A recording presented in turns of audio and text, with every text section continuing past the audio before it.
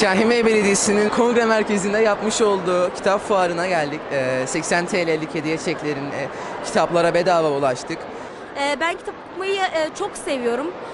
Bizi buna teşvik eden belediyemize çok çok teşekkür ediyoruz.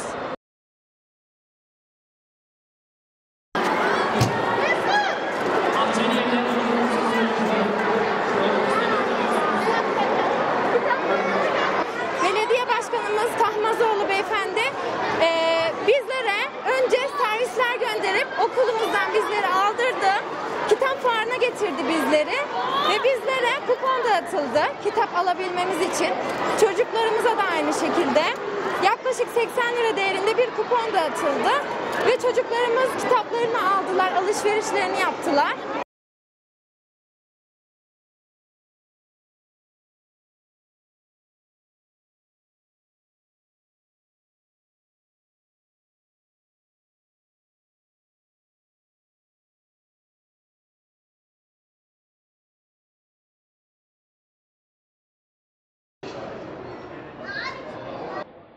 Seven, sevilen program. Kelime secde nazar etsen yer gök dozahu cennet sende, arş-ı kürsi-i melek sendedir elbet sende. Hoşça bak zat-ı hakim zübde-i alemsin sen, merdum-i dide-i ekram-ı ademsin sen. Biz aleme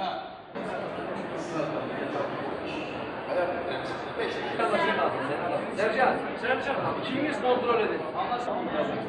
Al başına çıkalım. Baya.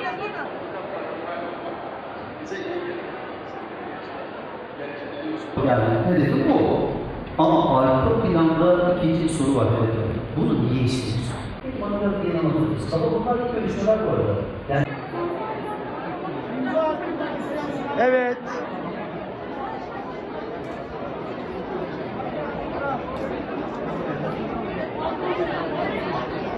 Siz buyurun isterseniz bir taraftan.